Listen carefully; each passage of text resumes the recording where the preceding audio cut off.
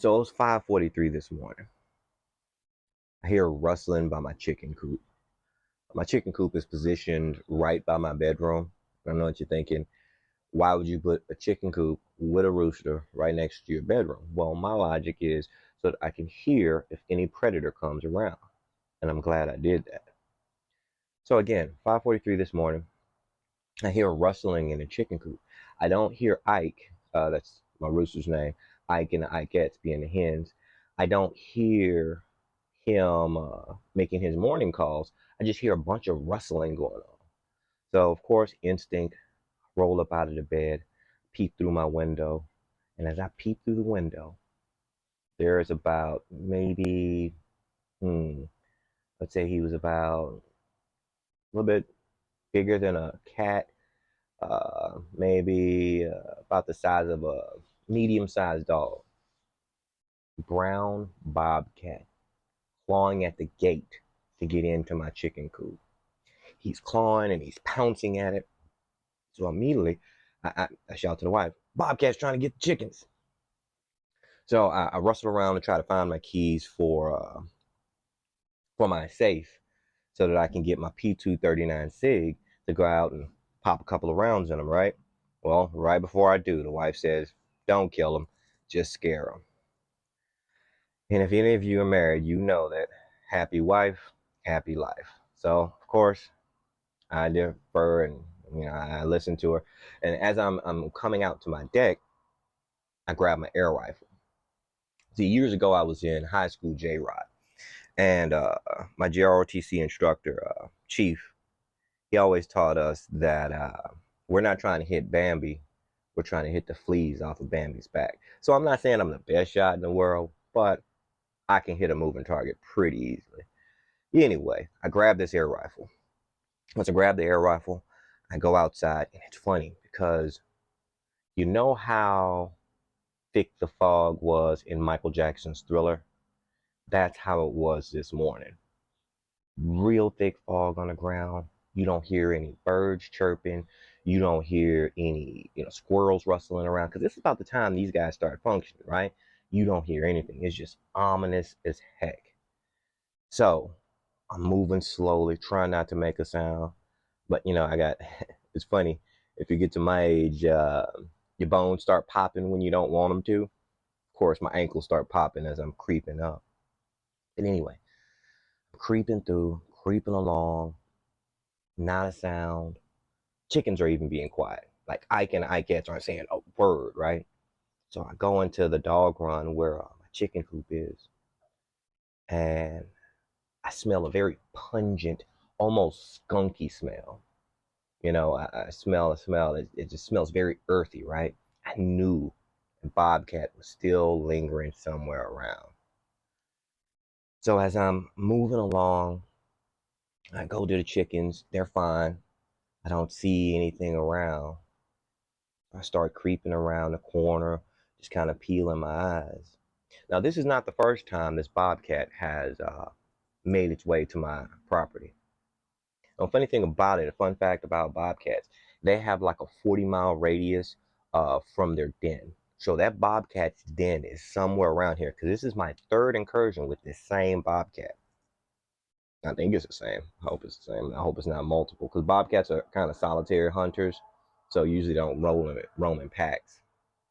But anyway, um, so I smell that smell and I'm looking around. I know he's somewhere around there.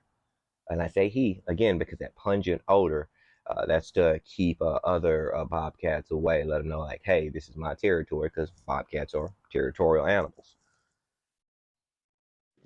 So anyway, I'm scanning this tree line because I know he has to be somewhere in this tree line. And I'm scanning around. The funny reason why I know he's in a tree line, again, like I told you, this is not my first encounter with this bobcat. So the first time I encountered this bobcat, um, I was actually living or staying out in my RV for about a week because I thought I had COVID at the time. Turns out it was just some bad sinuses. But I was staying out in my RV to quarantine myself from the rest of my family, my wife and my kids, because I didn't want to get them potentially sick. And so I was in the RV and I heard this sounds like, honestly, someone strangling a coyote kind of call. And I was like, what the heck is that? Because when you have never heard a bobcat call before in real life, not in the movies, in real life, it sounds kind of weird. So I run outside and I'm scanning around my property and I go to immediately where I hear the call come from. So at this time, I did have the SIG P239 on me. So, and I had a flashlight because at this time it was about 7:30 in the afternoon. So what you'll learn about bobcats is that dusk and dawn is usually their hunting times or the times they're lurking around searching for food. And so I go to where I hear the call and, I have the pistol on me and I have my flashlight and I'm scanning around. I don't see anything. And something said, hey, fool, look up. So I scan up to the tree line. And as I scan up to the tree line, boom, I lock eyes with that bobcat. He locks eyes with me. I see the glint of my flashlight off of his eyes. He's looking dead at me. Unfortunately, because the way he's positioned around his tree, the only thing I see is his head.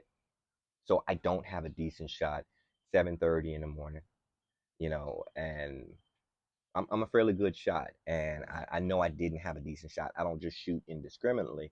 I need to make sure I have my target in sight. And so that split second that we lock eyes, he immediately goes back behind the tree. I can't see him. He scurries down. I hear him scurrying through the the bark in the trees. And so he scurries and he looks again, kind of peers around the tree to see if I'm still there. And of course, I'm still there. I'm tracking him with the flashlight. And then he goes down to the ground. Once he hits the ground, never hear him again. I mean, I tracked that thing for at least another hour, or attempted to track, and nothing. Could not locate him at all. The brush is very thick around my yard, so I couldn't try to track the prints, but I know he was somewhere around here. So going back to the story, now I knew to check the tree line, and I'm scrolling through, looking at the tree line, nothing. I don't see anything at all. So that leaves me to believe the only thing I can do, the only logical thing I can do is I'm glad the construction of my chicken coop and chicken run is strong enough to keep him out because he was pouncing, pouncing, pouncing at that door, but could not get in. So, spoiler, Ike and Ikettes are fine.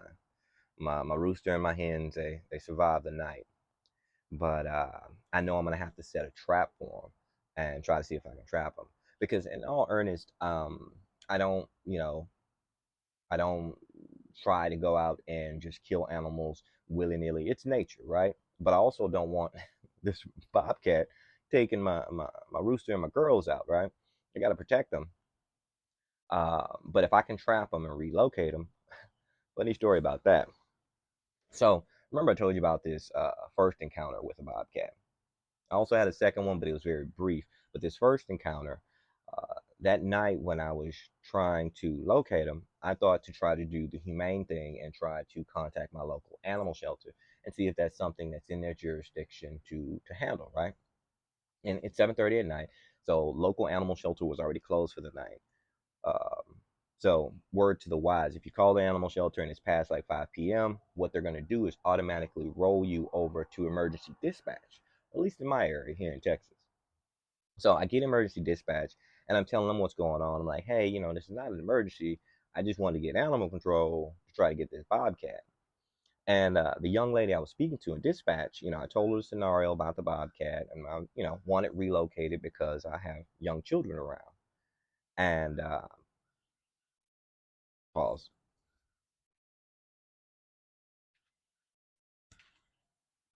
And so with that being said, this kind of spooked her a little bit. I could tell, and she was like, "Well, I'd really feel comfortable if we sent an officer out to your location." I was like, "No, you don't want to bother an officer with something like a bobcat. That's definitely not in their wheelhouse to deal with, you know." Um, But I was like, okay. So she contacted the officer. Officer, called me. Instead of coming out, he called me first. He was like, hey, so what's going on? And I explained to him, like, look, dude, no offense, but I don't need you to come out. I got a bobcat in my yard. He's been roaming around, and I don't think that's something that police officers normally deal with, right? And he was like, nah, not at all. Uh, but so he was interested about the bobcat, and I told him my area and location, and he was like, yeah, we've been out there, we haven't seen anything. I was like, yeah, like you probably won't because dusk, dawn, that's when they're out. I was like, but I got a trap out. I got a can of tuna in there. I'm gonna try to see if I can trap them. If I can trap them, do you think animal control will come out and relocate them? He was like, oh yeah, I'll put an email into animal control and see if they can come out. Like he's like, hopefully you catch this thing. I was like, yeah, I know, right? Needless to say, I didn't catch him yet. I've caught things if you've seen my previous videos like squirrels and possums and things like that, but haven't gotten this bobcat yet. So I think what I'm going to do is I'm going to go ahead and put that trap out and try to see if I can catch him this time. Because, yeah, he's hungry. He's looking for a meal. And like my buddy who sold me my birds when they were just chicks told me, everything eats chicken. So if you like that story, you like my content, why don't you do me a favor and go ahead and hit that subscribe button. This has been Gray, your urban gardener. Have a great rest of your day.